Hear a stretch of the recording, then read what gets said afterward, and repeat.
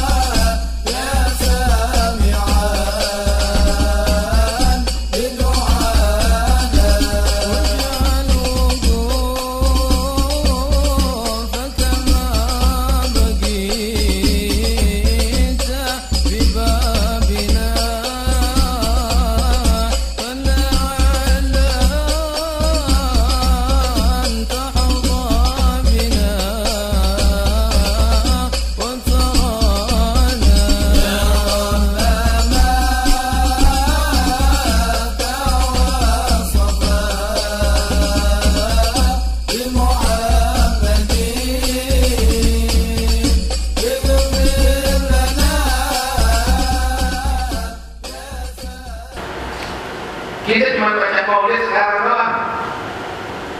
Mungkin nanti kumpul lagi besok atau kapan kita baca maulid lagi, menyebutkan tentang sifat Rasulullah Sallallahu Alaihi Wasallam, pribadi beliau, akhlak beliau, sifat dan diri beliau. Tapi lihat, jadak beliau disebutkan oleh Allah dan dibaca oleh alam semesta sekalian sepanjang zaman ila yaumil qiyamah. Enggak cuma jadak, segala anggota tubuh Rasulullah Sallallahu Alaihi Wasallam disebutkan oleh Allah Subhanahu Wa Taala di dalam Al-Quran. Hidup beliau dari sejak lahir sampai meninggal dunia. Kita dalam merayakan perayaan Maulid Rasulullah Sallallahu Alaihi Wasallam membaca kisah sejarah kelahiran beliau. Kita baca sejarah kelahiran beliau. Tapi Allah menyebutkan nggak cuma kelahirannya, dari sejak lahir sampai beliau meninggal dunia, hidup beliau dari awal hingga akhir. Allah bersumpah demi kehidupan Rasulullah Sallallahu Alaihi Wasallam, la amruka innahum lafi sakratihim ya'mahun. Demi hidupmu ya Muhammad, kata Allah Subhanahu Wa Taala.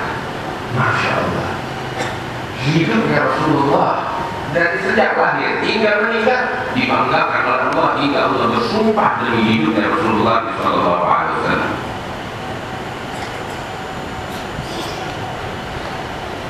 Bahkan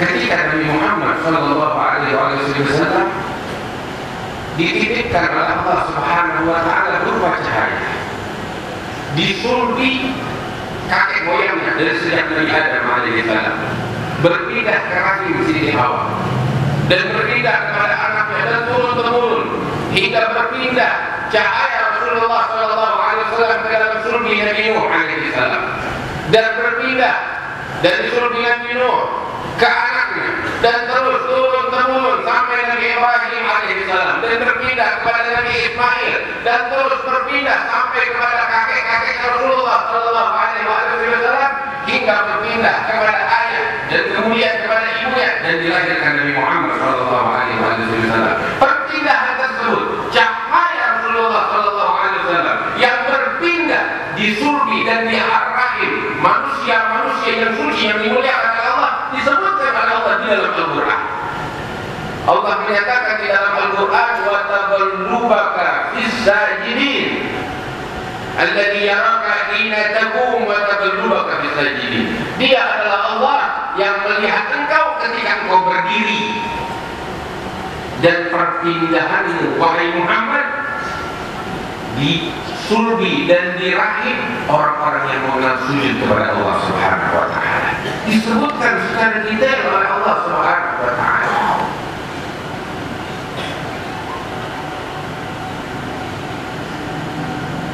Bahkan mata beliau disebut oleh Allah di dalam Al-Quran, wala ta'du 'ainaka anhu.